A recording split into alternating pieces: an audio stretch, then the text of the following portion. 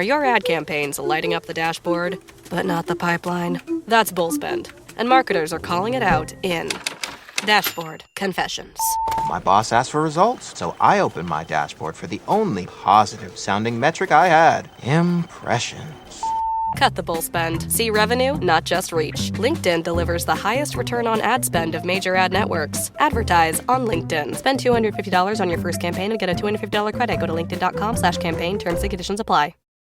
This episode is brought to you by Tidy Cats, here to level up your litter game with their new Performance Plus lineup. Your home is your happy place. Your cats, VIPs. So when it comes to the litter box, excellence isn't optional. Choose from products that specialize in max power clumping, low tracking, or odor fighting so advanced, stink won't see it coming.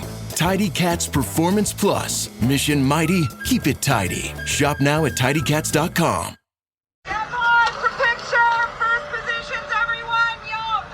And action!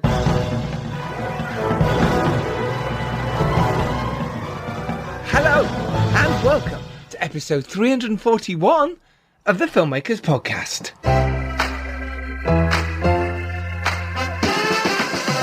This is a podcast where we talk filmmaking, from indie film to studio films and high-end TV and everything in between. How to get them made, how to make them, and how to try not to royally F them up. In our very, very humble opinion. Today on the show, we have fantastic director and producer team, Rob Marshall and John DeLuca. It's pretty exciting. We've also got my merman himself, Giles Alderson. And my fellow merman, Dom Lenoir, hosting with me. And even more exciting, it's actually a TV filmed interview. So the hype levels are even higher than usual. I like that you say TV filmed. It's like... it's YouTube filmed. I know the terminology. It's filmed for YouTube. It is on our YouTube channel, the Filmmakers Podcast. Do go search for that. I'll try and put something in the show notes, but to be honest, I probably won't have put it up on YouTube by the time the podcast goes out. But might be a cheeky clip though. There might be a cheeky clip online, and that is the main thing on our socials, the Filmmakers Pod on Twitter and the Filmmakers Podcast on Instagram. Follow us there for all the latest, greatest news. But anyway, more importantly, Rob Marshall, John DeLuca, these are legends of the game. These are fantastic, fantastic filmmakers. For instance, Rob Marshall is the director of the Academy Award-winning Chicago, Memoirs of a Geisha. He's also directed 9, Pirates of the Caribbean on Stranger Tides, Into the Woods, Mary Poppins Returns, and The Little Mermaid. And John DeLuca has produced all those films with Rob Marshall. That's pretty impressive. What a team. What a team. And we were lucky enough to sit down with them and chat all about how they make their films, but mainly about Disney's latest release, The Little Mermaid. Dom Lenoir, what did we talk about with the fantastic Rob Marshall and John DeLuca? We talked about shooting on a water stage at Pinewood Studios. Woo! We also discuss shooting virtual backgrounds for underwater, and we talk about shooting a huge action sequence at sea with explosions, which they may have learnt something about on those Pirates of the Caribbean films. They may have indeed. We also dive into the casting of this, how important it was to get the casting right. This is based on a ridiculously famous animation. Based on a true story. Based on a true story of the Little Mermaid who came to land. No, it's not. It's based on an animation, and you'll know it, of course. Let's sing the song, Tom. Under the sea. That one. Yeah. I just have those three words on repeat in my head ever since I watched the film. Sometimes I treat Giles to a 1 or 2 second audio message of that. Oh, just out the blue. And it is a treat, let me tell you. It is. And we also talk about the long-standing collaborations that they have had with each other, but other people as well, and how their previous work made them perfect for The Little Mermaid. Oh, it's a great episode, and like Dom said, it was a TV filmed interview as well, so there was extra pressure on us. Filmed on the telebox. Filmed on the telebox, just for you. Yeah, you can probably see the panic in our eyes in like the first minute or two of the. It's so hard to get that first. We're the ones that have to like do the thing as well. Like when you're interviewed, it's quite fun because it's like you get asked questions and you talk about the thing that you've done and you get through loads of them. And when you're the interviewer, it's like, oh shit, we've got to do something good here. Yeah, you've got to come up with funnies and witties and stuff like that. But Yeah. to be fair, both me and Dom came up with a brilliant pun at the same time, and it was a race to see who could say it. You can see us. Wait, here we go. You'll find out who won that particular battle when you listen to the podcast, or you watch it on YouTube, on the Filmmakers Podcast YouTube channel. Yes. When it's like really, really, really big guests, and unless we're really sort of jumping into the jokes, I just tend to deploy the puns, but I don't leave a gap, and sometimes they don't know that it's a pun. So if anyone's listening and they hear a pun and they're like, was that a pun? He didn't sort of play it like a pun. It was always a pun. It's Dom Lenoir, ladies and gentlemen. It's always a pun. We had good fun at this TV filmed interview. We did. Yeah. We saw the Little Mermaid herself. We did. Halle Bailey is her name. Did the very British raise eyebrows, sort of partial nod smile, and got something similar back. Is that what you did? Probably slightly more graceful. Yeah, that's what I did. I said hello. Well, I said hi. And Jonah Hoa King. I think you were so enamoured with your Halle weird eyebrow raise thing that you're talking about that you didn't see Jonah Hoa King, who plays Eric, because I did, and I went hello, and you walked on. Okay, yeah. But then I didn't see Melissa McCarthy, and you did, so I must have been in awe of she Jonah. blanked me. She blanked me. She blanked you. She did. No, she did. But she did look very like serious. Like for someone that's a comedy actor, she looked like she was like seriously prepping for an interview in like business mode. She probably thought she was coming to exchange puns with you, and she was like, well, I've got to be on my A game now, because this guy. This guy. And then we chatted to Javier Bardem. Yeah. For a few seconds. And I think the comment was, oh, Giles, look, there's Javier. There he was, looking at his own poster. Yes. And he just Marveling looks around and he's like, oh, hello. You caught me looking at my poster. He does sort of have that. He does have that kind of voice. He's like, yes, it's a bit of a likeness. He said something like that in his, unfeasibly handsome, powerful, masculine form. Yes, he's a handsome guy. When you see him, I'm a straight man, but Javier is a man. What? He's a real man. Yes, he is. Absolute wonderful guy. I actually really enjoyed this film. Me and Dom were nudging each other and giggling like little men. Yeah. Enjoying the film, really reminiscing, because it's really good. There's no question about this. It's a really fun adventure family fantasy, and I think this will do really, really well and make a lot of money. Of money. It's number one on IMDb at the moment as well, by the way. I imagine it's made a fortune already. It's probably made its budget back.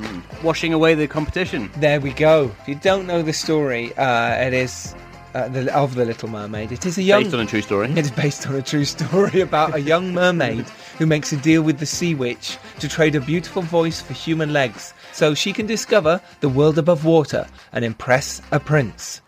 Based on a true story by David McGee. We've all been there. We have all been there. Oh, by the way, if you do like this, go onto our Patreon page and support us there. There's even more fun and banter and more dumb puns that I cut out that are in the Patreon page. So go there and have some more fun at Dom's expense. No, at my expense, for cutting out some great puns. So thank you so much for listening. You're all amazing people. By the way, if you noticed, last week's podcast went out on Wednesday rather than Tuesday. Some of those eagle-eyed viewers would have known. This is what happens when I'm not around. I missed one episode and 300 and something, 350 something, 40. Whatever it is, episodes, 340 episodes of perfect Tuesday deployments go out the window. It's a free-for-all. So, yes. The reason for that was Cannes. We'll come to that at the other side of this. But first of all, let's play the trailer, shall we? And then, at the other side of that, it'll be myself, Dom Lenoir, talking with Rob Marshall and John DeLuca. Sit back, relax, and enjoy. Sink or swim. As we go under the sea. Under the sea. All hands on deck! Abandon ship!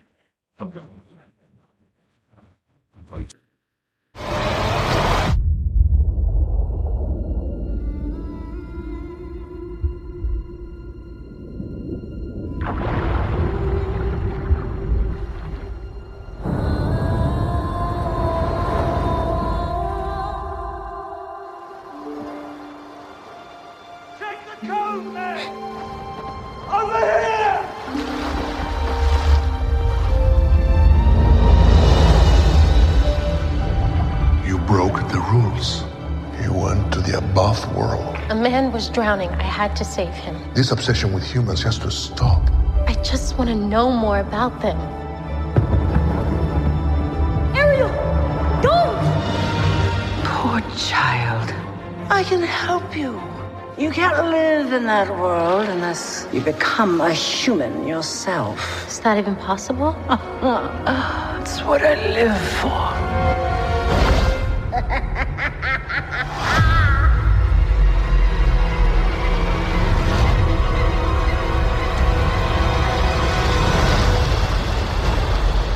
Something about you seems different. I can't quite figure it out. She got legs, you idiot.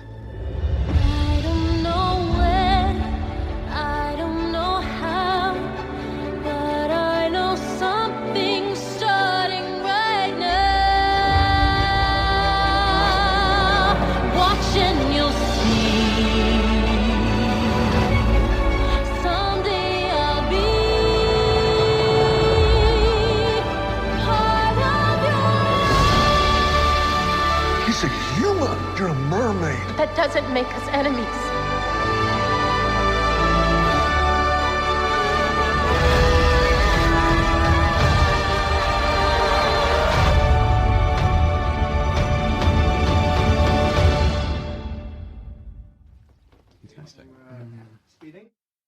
Great. How are you guys doing? All We're right. good. We're so happy to be here. Yeah. Trying to get on the time zone here. Well, that's an impossibility. I've given that up. So. Yeah. Sometimes best, isn't it? To Yeah, just go. just let it go. Yeah. Just Yeah. let it go. Exactly. Yeah. Wrong song, but anyway. Wrong song. Exactly. Same studio. Under the sea. Yeah. There we go. It's quite relaxing, Under the sea. actually. Your backdrop, you don't get to enjoy it as much as us, but it's very Yeah, relaxing. we're watching yours, though. Yours is too. okay. It's an immersive experience. Yeah, it's immersive, as we see. Hopefully we'll get flooded at some point and then the mermaids will join us. Yeah, that was fascinating because at times I was like, how do they breathe? You know, the question comes in your Good. mind, how do they breathe? Well, that was all done on a blue screen stage because, well, we had to sing and speak, as you say. You had to breathe. Yeah. So we realized right from the very beginning, that's how we're going to have to do this. We had to create an entire environment digitally. So everything, every strand of hair is added. All the backgrounds, the water, of course, the vegetation, all of it was all added afterwards. But it was all designed in advance. So we knew exactly what it was going to look like. But even some of the costumes, obviously the tails, but even like Ariel's top, that's all digital because, she was basically just in a little tank top and shorts because of how it had to move. You know, there was like a little ruffle there and that had to move in the water. So it was the most challenging film we've ever done. No question. The prep, you kind of went over that very quickly, but the prep on this movie, we had to find out these things in advance. Yeah. The prep was Massive. enormous. Yeah. But it freed us up on the day. So everyone knew what they were doing. We almost did like a little pre-movie before we actually even went into rehearsals. We had because everybody was in some kind of rig. You were either on wires or on what's called a tuning fork. You're inside a disc where you can spin with a massive crane arm. And every actor had about 8 to 10 people moving them around. Stunt people. Wow. So they had to know every breath and every line. And every count. They had to know how they... Musically, musically they had to know when to move, because it was a lot of it's to music. But you don't see any. I mean, our goal the entire time we were working on this film was to make sure that no one saw the technical aspect of it. I mean, that was the goal, because it was very easy to make this entire technical exercise. Yeah. But we felt like it was really important to make sure that the acting and the story and all of that, the character work, was all front and center, as opposed to all the difficult technical part of it. I totally think you pulled it off. I mean, we know that. We were wondering like how we're filmmakers. We were wondering like how they were breathing and talking. Oh, that's good. So you thought they were really underwater. It genuinely does look like it. We did some underwater work, but it was only with Eric. You know, so he's the actual human. Yeah. So there was some of that, and then obviously anytime we broke the surface and we were in water, that's all real water in Sardinia, because that's where we were. But we did some tank work too in Pinewood, like the shipwreck and all that kind of thing. That was all that was with a huge wave machine and a small tank. And we were so lucky that Hallie was a swimmer. And she was such a great swimmer. Yeah. Did you and ask an her? athlete. I mean, did you ask her before? Yeah, was that part of the casting You know what? process? It's interesting. There were so many things she needed to be in advance. Yeah, like she so many things. So she had to be Mermaid. obviously Yeah, a tail, please. But she really needed to sing like she does. Yeah. Because it's part of the story too. You know, that voice needs to be Have something. a gift. Yeah. But on top of that, she needed to be strong and vulnerable at the same time. So it wasn't just strength, but also kind of wide-eyed innocence. Otherworldliness we wanted. Yeah. And also we needed someone who had passion too, a great deal of passion. When she first auditioned for this, I'll never forget, she walked in. I mean, it's crazy to say this, but we'll say it. She was the first person we saw for this role. Wow. She walked in. She sang for us. She said, "Would you like me to sing or read first?" And we said, "Whatever you prefer." And she said, "I'll sing first." You obviously being a singer. And I remember she shut her eyes and started to sing Part of Your World for us. And by the end of it, I was in tears. I looked over the tears. I mean, I just couldn't believe how moved I was. I mean, she's so connected to the lyric and to the feeling. And she set the bar so high right from the start. And then we saw everybody else, like hundreds of women, but she had set the bar. So, and she kept coming back over and over again. And originally we did have an inkling because we had seen her on a television show. We were just watching the Grammys and we asked to see her. So that's why we had seen her first. Yeah, because there's something there, we'd seen the presence. something, And but it was incredible to sort of go through the entire casting process and then realize the first person we saw was it. And then we did a screen test and it was fantastic. We sent the screen test to Disney. They said yes within literally moments. It was so obvious. I mean, my goal always as a director is to never have to choose. My goal is if we can just sort of, someone can come in and claim the role. So there's really no choice. It was so obvious that she was the one. And all actors say they can do everything. I mean, we've done this before. Can you ride a horse? Yeah. And I've never, it's like, so when we did say, do you swim? It's like, yeah, my parents had a pool, wherever. But then I would be in the water and showing her things. I'm a swimmer. And so I would show her how to dive and how to go in. And she would like, oh my God, just like that. Yeah, natural athlete. So we really had. Yeah, that was lucky. Yeah. You lucked out, I think. Lucked out on that. Yes, she was like, that's outstanding as a performer, but also, I was thinking she must be able to do so many things. Were you trying to prioritize the singing as the sort of the primary thing, or were you looking at the drama scenes as well? Like, I mean, how do you sort of? It needed to be everything, really. I mean, obviously the voice is key, and normally John and I work with actors who sing. I mean, Melissa McCarthy, that's a perfect example. All of our films. All of our films. I mean, in this film, Melissa, but it was sort telling of the story. I mean, really Jonah, who plays Prince Eric, is an actor who sings, but rarely do we sort of work from the other side. But we knew we needed a great singer. And then she read for us. And what was incredible to see is that although she was rather green in many ways, it was so clear that she was so engaged about the work and was like a sponge. So we would give her direction. We would give her ideas and thoughts and what to play. And she was a sponge. And she was watching everybody. During rehearsals? Watching Javier Bardem, watching She's very Melissa. serious. I would watch her because I wanted to see how she would be with these other actors. And it was just, she would just watch them and just take it. And she's very bright, as you say. Yeah. And she also has a sense of, I think, how much to do, knowing that the camera picks up so much. So you don't need to do that much. So she has like a taste about that. She knew to trust that. Well, you also encouraged her to trust that. But it was important that, you feel it. And it was always about keep it very real. I mean, I know this is crazy, but it was really important for us to make this fantastic world under the water very real. So that, because for me, if you don't believe the people you're watching and don't believe the world, you're not engaged and you feel like it doesn't feel real. So you're not engaged. We want people to be moved by the story. It's such a classic, beautiful piece. I mean, when John and I started this whole journey, we went directly to Hans Christian Andersen, first thing, and we saw immediately this incredibly modern story. I mean, it was written in the 1830s. Very timely to us when we read it. Yeah, very timely. Because it felt like someone who felt displaced, didn't feel they belonged, total outsider, and learned not to be afraid of someone different than her, like an entire culture that's different than she. And it was sort of like, well, isn't that kind of what we're dealing with now in the world? In a world where we face so much xenophobia. And fear of the other, and from parents and from our the structure of our worlds, our countries. Yeah, so the divisiveness in the world, it feels like it's increasing. So in a way, this was such an antidote to that, making this film the entire time about not being afraid of someone that's different than you. And then with the character of Eric, which in the animated film was rather wooden, rather sort of not developed. Yeah. What it was, we thought we could develop that story so that you would have a character who was like a kindred spirit for her.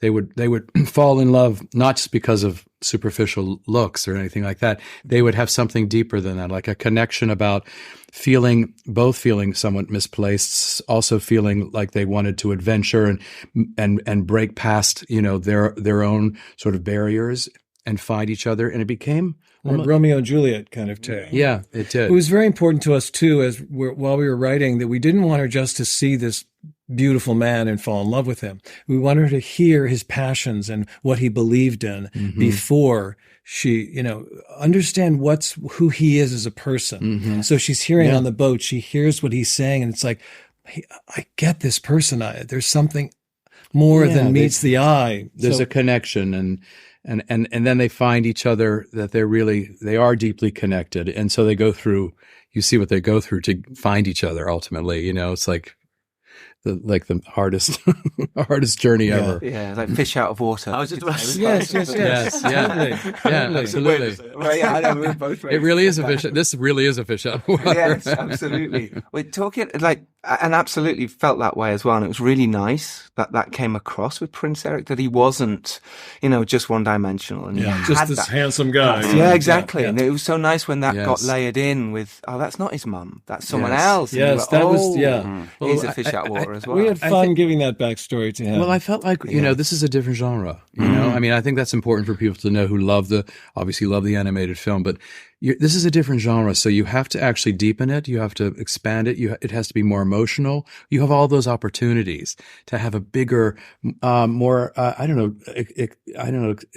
emotional experience when you're watching it, And we were lucky to find Jonah, who has this depth and this earnestness and serious nature. He's just a great guy. I think that comes across in the film. Yeah. And he doesn't take it lightly. He is very handsome, very appealing, but also he's very connected to his purpose and what he believes is right. And he wants to change. He doesn't just want to follow. As Eric. Yes. Oh, as a person, who knows? Yeah. Maybe as this person too. Yeah, no, I mean, I think you bring a lot of yourself to every role you play, obviously, and this is who he is actually naturally. He's just such a lovely guy.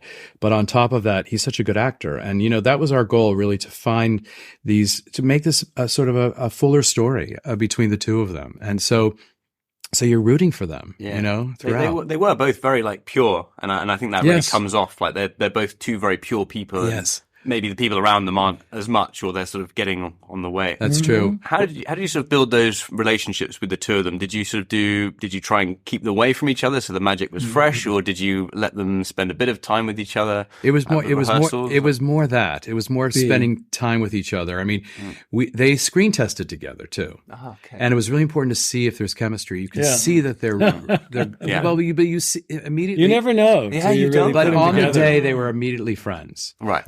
And obviously that's what's the basis of this relationship, is a deep friendship and shared interests, right? So, and they had that naturally. You could see it on screen, whether, the little moments that they play. And I think that all comes from this wonderful relationship they actually have in real life. Yeah. It just blends into that, especially because, throughout this entire sort of relationship, she doesn't have a voice.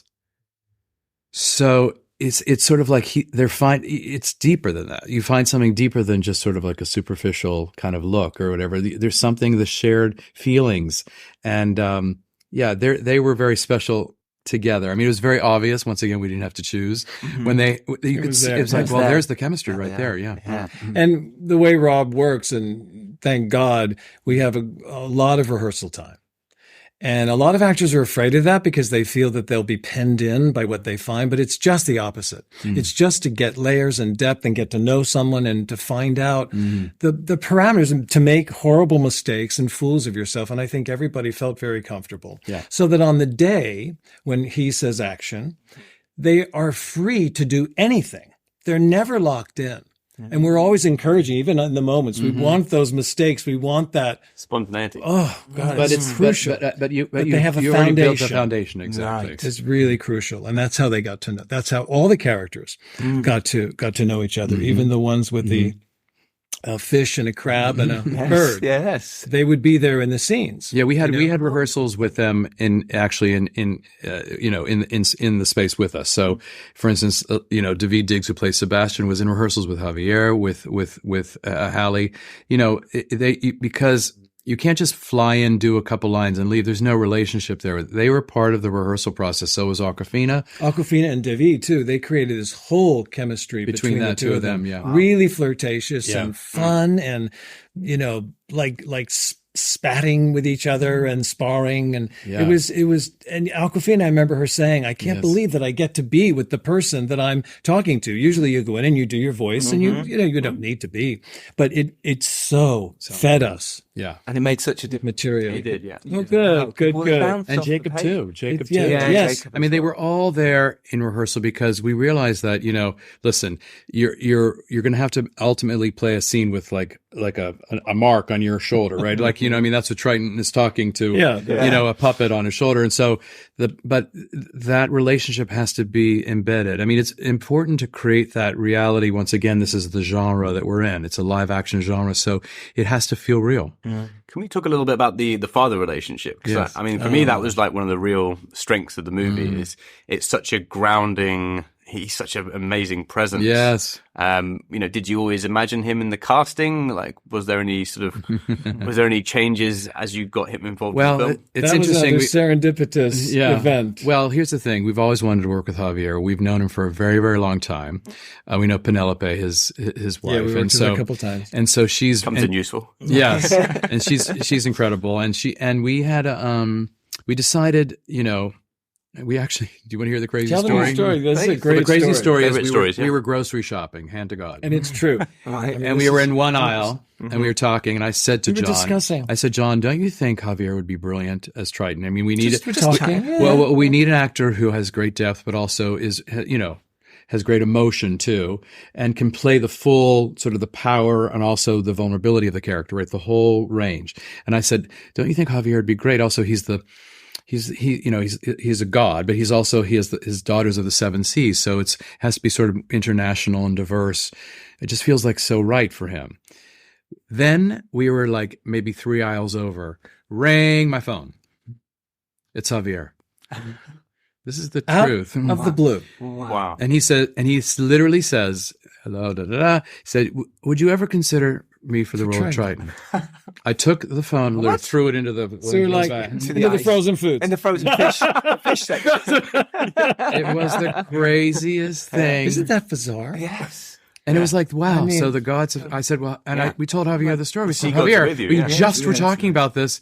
Yeah. Of course it's you. It's those perfect. Things you can't believe. It's because he wanted to play too. I think it's because also, we wanted to work together, but also he has a young daughter and a young son. And I think in what you were just saying about the relationship, I mean, it's a very simple story ultimately, right? It's about a father learning to let go. Let his child go. It's not what he's obviously holding on in a loving way, protecting her, but ultimately has to learn to let her live her life. And it's not the life he had planned for her.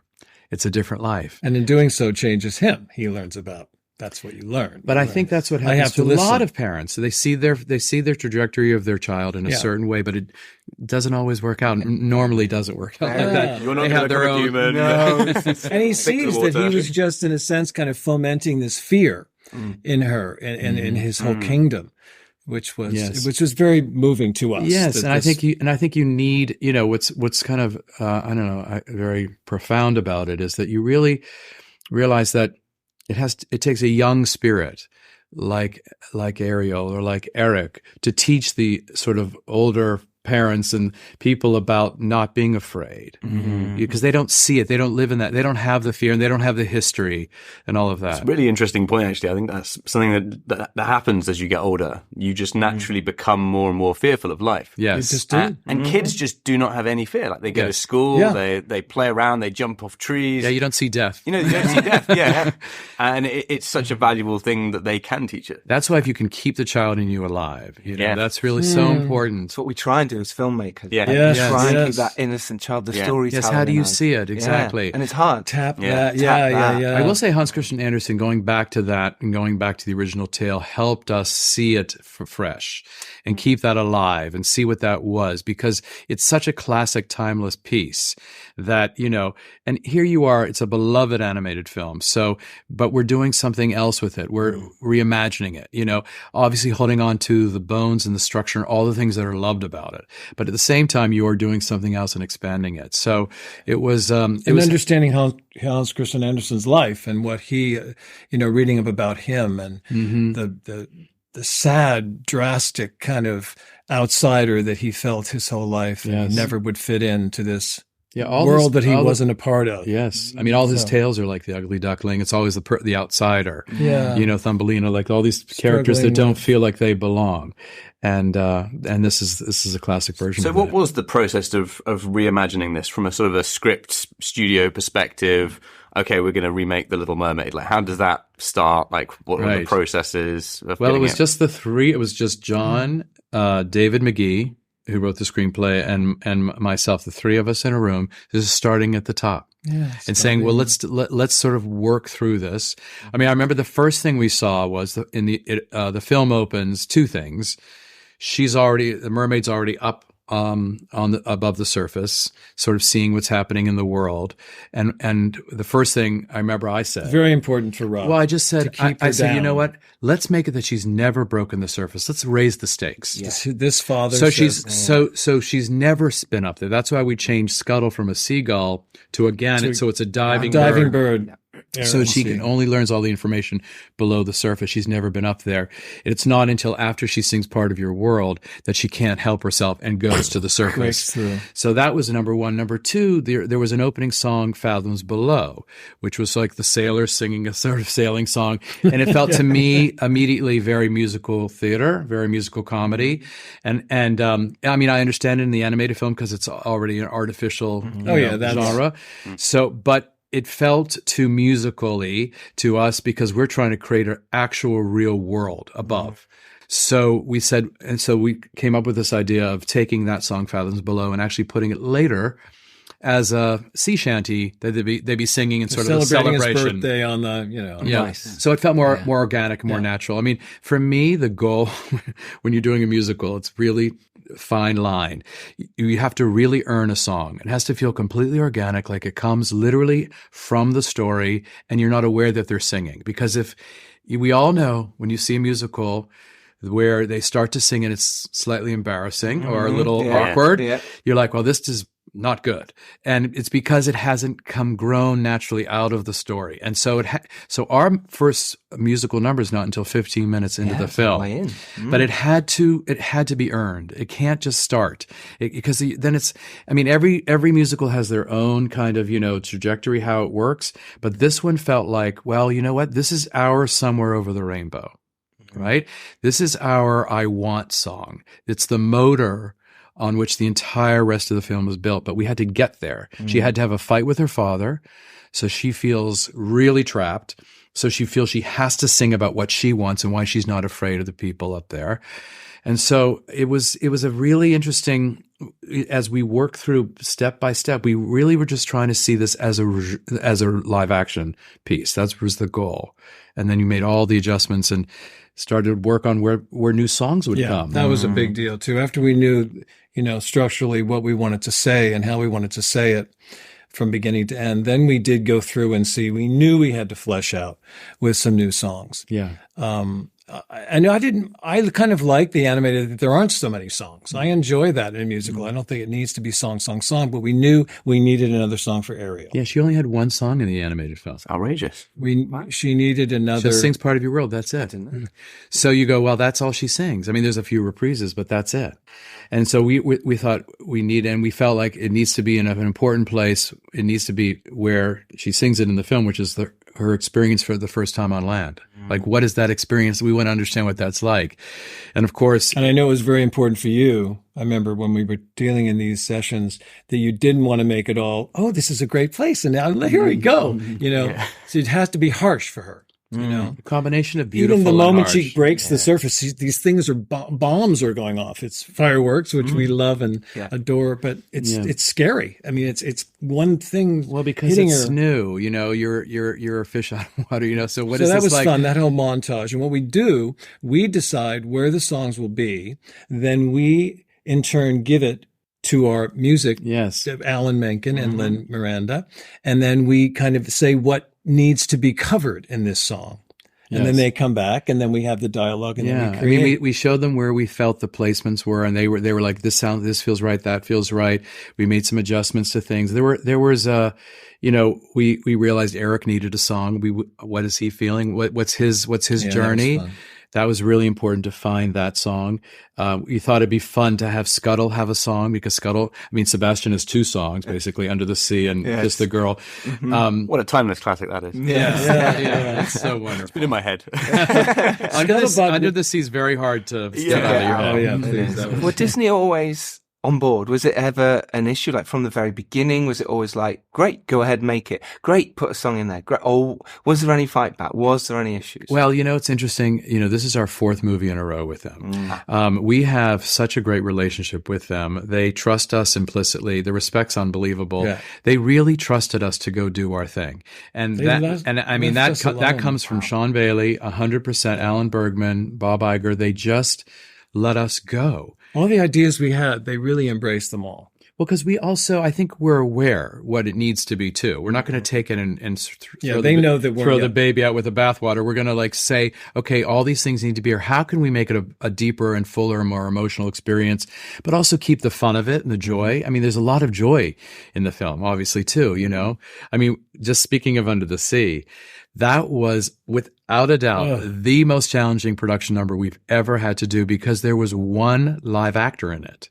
That's it. Mm-hmm. And there's millions of sea creatures in it. Yes. So how do we begin that? And they're playing instruments in the animated. And we're like, no, I don't think our fish can play instruments. Yeah, we're trying to create a photoreal world. Yeah, as great as it was. So you can't have a fluke playing the sax. No. And they're all based on, all those are real fish. Those are real fish that even the feather that become her bow. And those are all. Yeah. So how do you integrate that? Yeah. I remember saying to John, I remember that Walt Disney himself had worked with the Ballet Russe company when they created Fantasia, like a ballet company, so that his animators would have a form to sort of work to sketch from, like a template. And so I said, John, we should get a company, a dance company. So we brought the Alvin Ailey Company over from America to London, where we were at Pinewood Studios, and we created it on them. So we built the whole number on them, and they were all playing different sea creatures. So they were trying to mimic what they were. So either a feather starfish or a flatworm or a mimic octopus. These are all these crazy jellyfish, all these. And we were trying to literally have them play these. As the jellyfish, we were working with umbrellas, also having tentacles, but also they had a hoop. So their legs could be moving we tried to replicate what each creature was, and we did it on their bodies so that our CGI artists would have a template to work from. So the whole thing could be danced.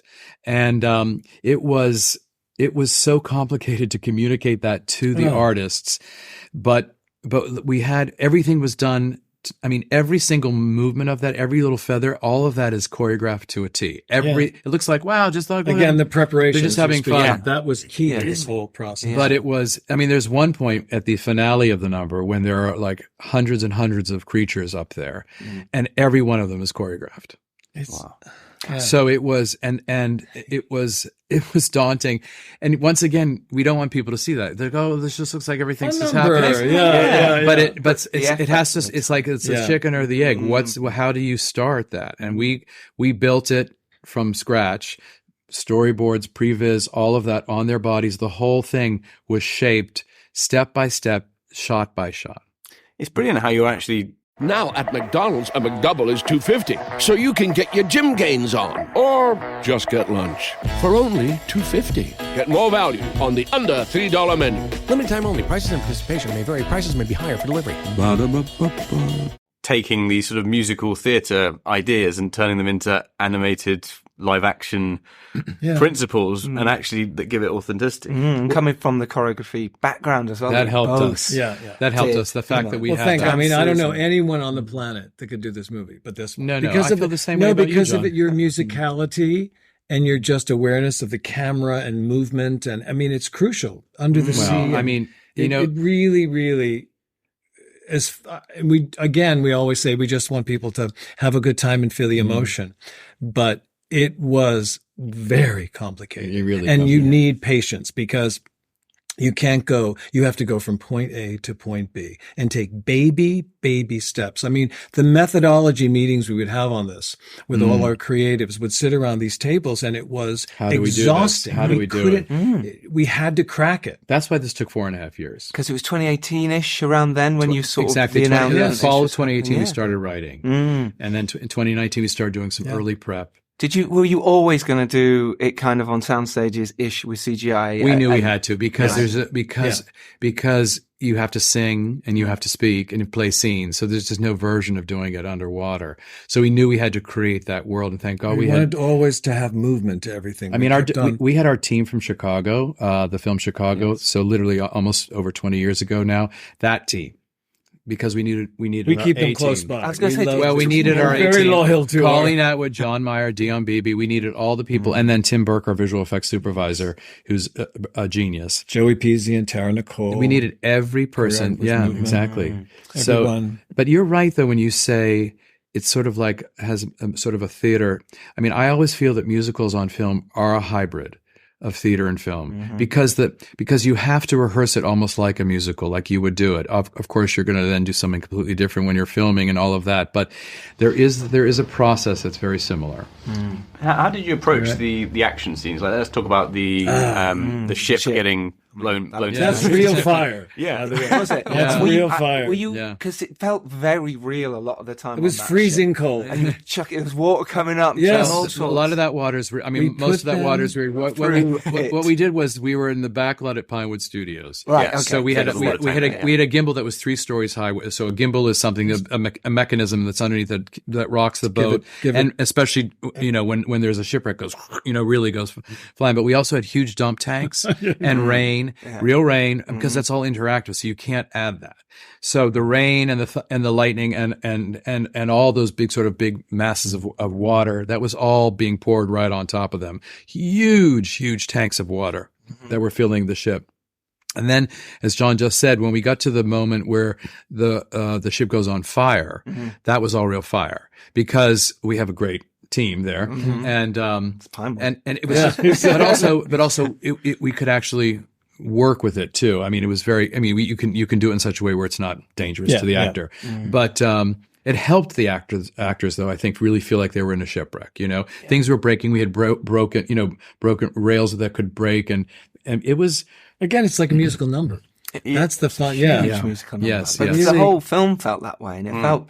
Actually, I really enjoyed it. It was really glorious to watch. Just literally nudging each other. That's funny. I still really enjoy watching that, to be honest. Right. I really, the shipwreck I really like the shipwreck. Yeah. Well, because it starts as a storm, and then it turns into a shipwreck. So it's you have like two things happening at the same time. And I have to say, the fact that we had done Pirates of the Caribbean helped a lot, having had work on the ship before. Of course. It was very reasonable prep. Yes, exactly. And we had mermaids. We made everybody watch that, actually. Oh, really? Because we liked how that came out alive. Yeah, well, because So we all sat before down. they turned into killing machines. Yeah, but, we didn't have killers. But it was. But we learned a lot. This is the You're prequel. right. Yeah, exactly. Yeah, but we learned how to work with actors who are, they're going to have tails and how they're going to move, and the look of that. That was helpful. and also how to work on a ship and how actors need to behave and move, especially when they haven't, like these pirates. Oh, sorry, not in the Pirates of the Caribbean. In this one, they're supposed to be on a ship. They're sailors. Yes, exactly. Whereas you've got actors who are we're rehearsing for a couple of months or whatever, and it's a very different feel. Well, it's interesting.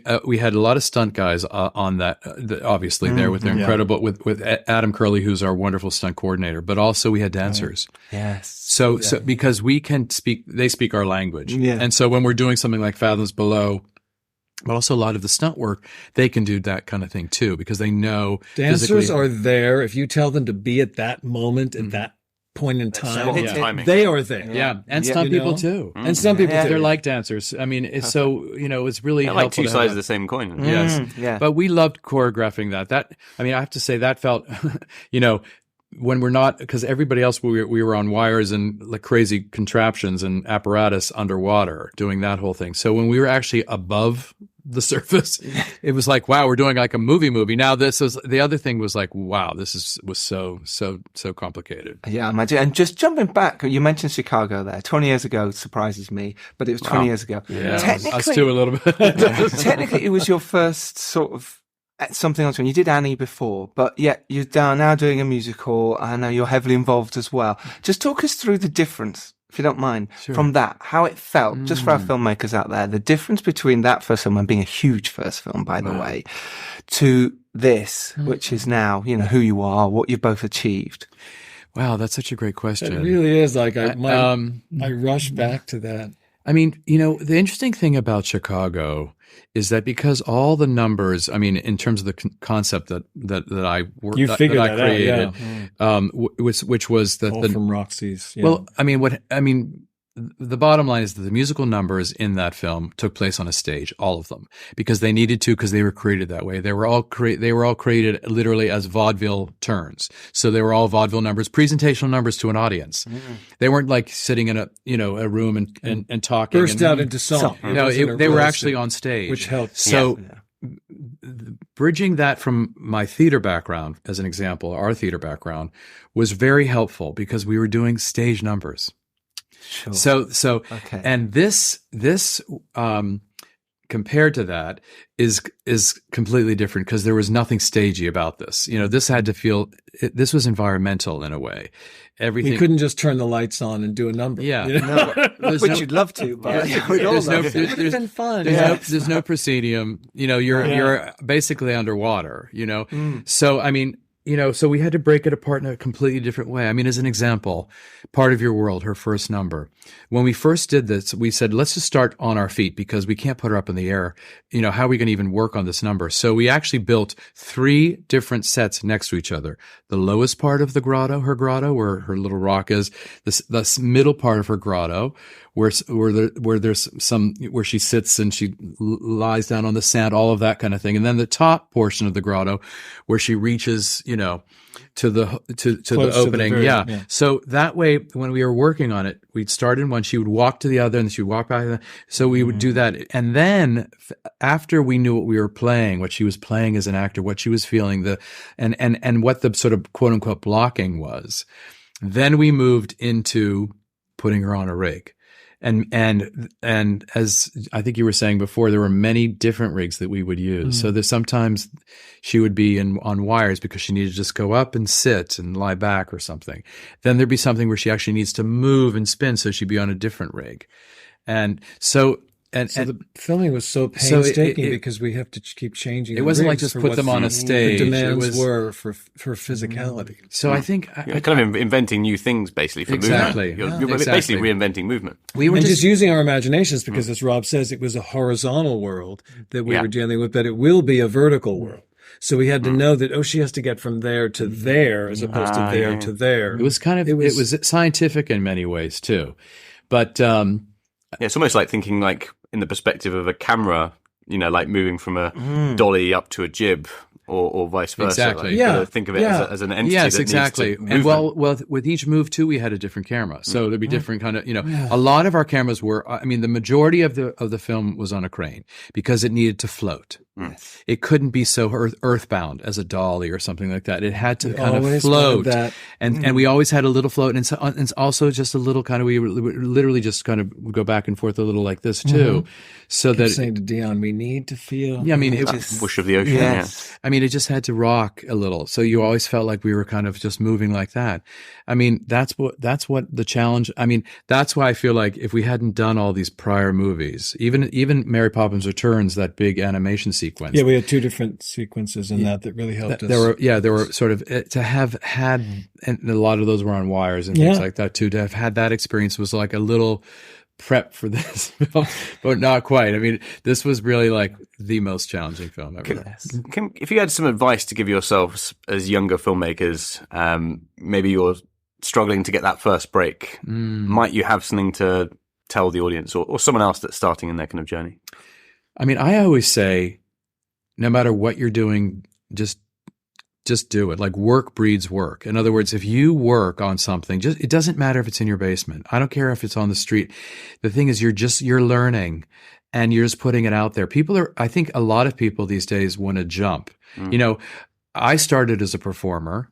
I never took a film class in my life. I moved into becoming a dance captain and an assistant choreographer, then a choreographer, and then a director. This was all on stage before I did anything on film. So but there was, you have to take the steps, because I don't think it just happens like all of a sudden that you come down and you're boom, you're this, whatever steps you're taking. And I think you have to just approach everything you're doing as if it's really important. You're not just like waiting for the big break. It's like, it doesn't work like that. You have to give everything you have. Don't be afraid to work small. We live in a very like immediate kind of culture now, where everybody wants it now, and they see how easy things are to get, and that's not how we work. No, we kind of again talk about foundations. We both really just took our steps, and I don't think there's no plan that works for everybody. Like, everybody has their own trajectory. I mean, I have to say, I felt, when I started working on film, I felt more at home even than in the theater. I was always said this to you, John, that when I would think about staging something on stage, I would always imagine the film in my head first and then translate it to a proscenium stage, So, and I realized when we started working on film that I didn't need to make that translation or transition to that. I could just, it's already there, because film, there's no boundaries. You see it. It opens, you can do anything. You have all the almost too much flexibility. We were just talking about this the other day. Yeah.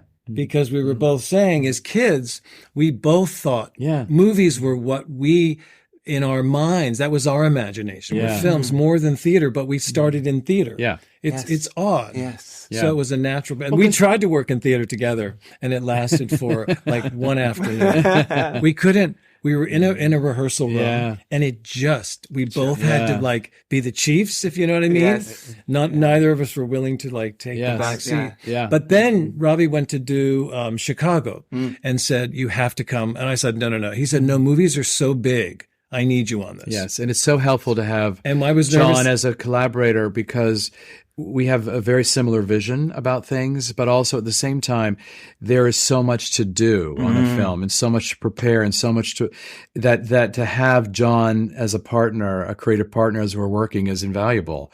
And so it's been wonderful. It's also, it's your life. So it's 4.5 years of your life. So it's this massive journey. Well, we are similar, but we also are different. Yes. I mean, we are. I mean, I'm always. Well, that's true. Well, I still am talking about changes to this movie, and he's like, "John, on. It's too late now. Slowly, I turn. No. It's amazing you've created such a partnership. But we have to wrap this up, I'm afraid. Oh, goodness. What a joy to be with you. Yeah, you such guys a pleasure. Just amazing. a joy, just wonderful. Thank you. Even with your Top Gun Maverick. I know. I love you took it off. I know, he did take it. You could have sat there like this the whole time. Yeah, you could have Just kind of. My allegiance to Little Mermaid. Yeah. That's what we believe in. Filmmakers Thank you Podcast. so What a much. pleasure. No, but you're really interested. You don't look at cards. You're like right here with us. Yeah, It's what a like, joy. This is what we A total joy. die for. A total So joy. Thank And you. we could have gone on forever. Oh, I know. We've got stood up waiting. But again, Yeah. You heard the bell go off? a few times. Bell's already gone. Okay. You guys are amazing. What a great film. It's out now. Go watch it. Yeah, but you're Everyone, by natural the way. filmmakers too. Yeah, We can see. we are. Yes. 100%. Because You you're can tell. interested, you're open. You can tell. Thank You you. can tell. You have Good it. luck. You Good have luck it. with Thank you. Thank you. Thanks a lot. Good luck. Thank Thank you. you. Thank you. Thank you so much. Such a pleasure. Thank you. Thank you. Great. Thank you.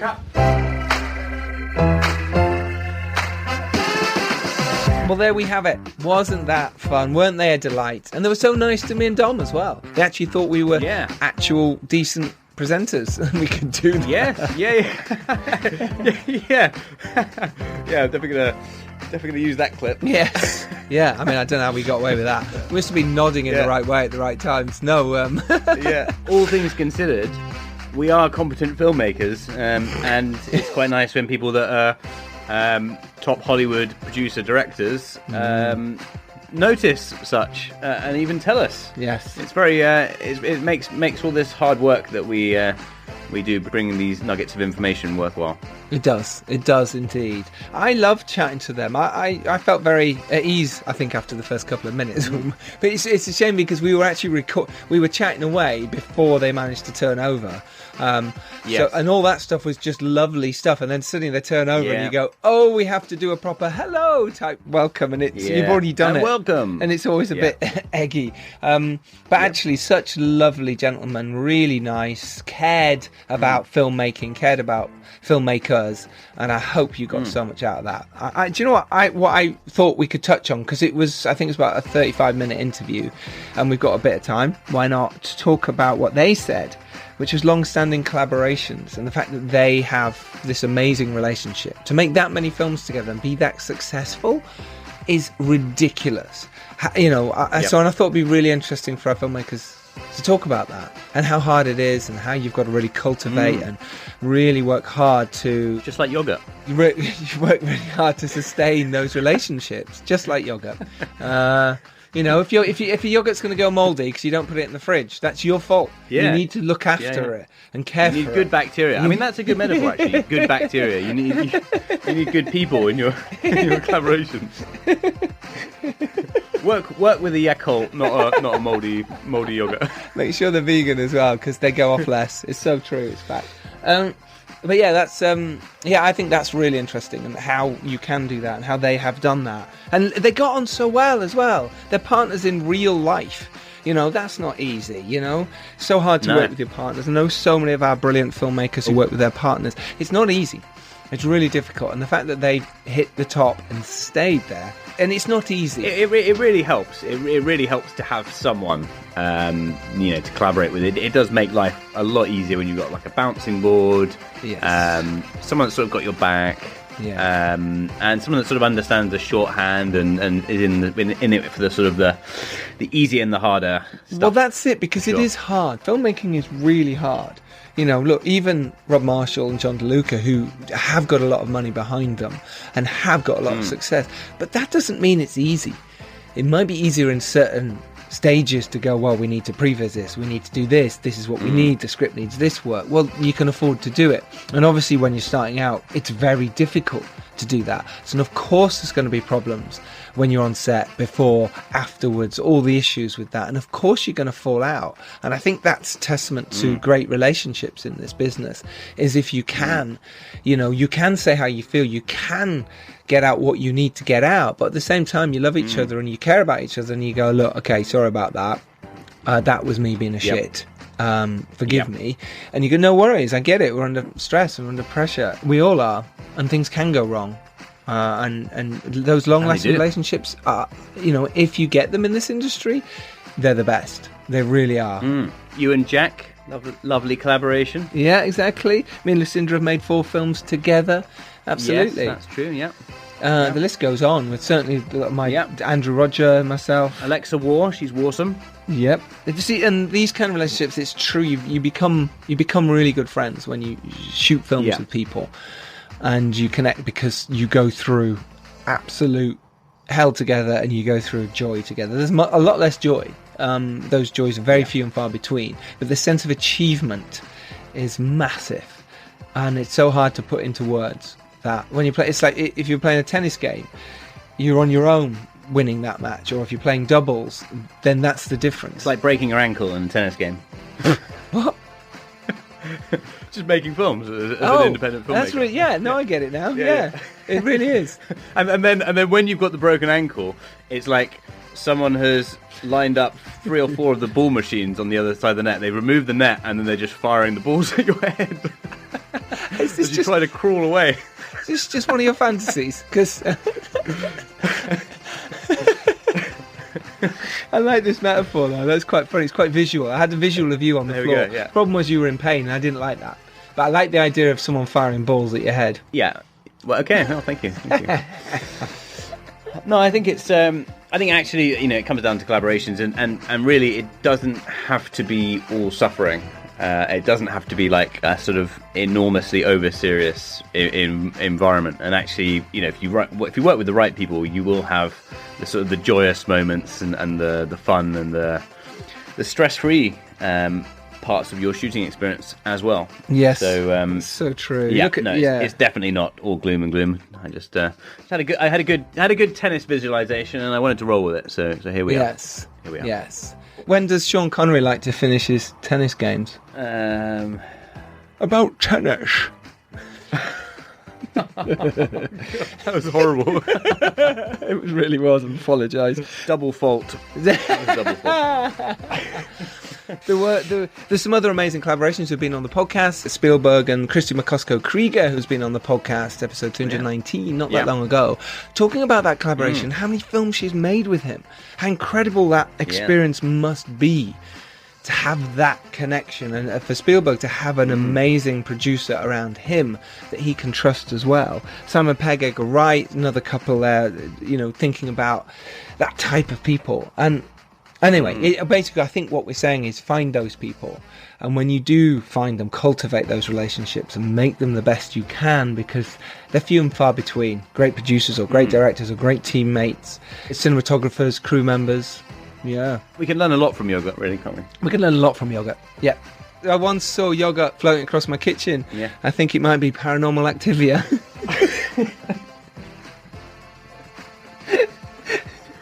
Oh, God.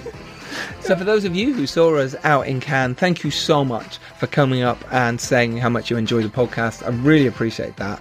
And for those of you I hadn't met before, that was really nice as well. So much love. That it's really nice to hear, isn't it, Dom?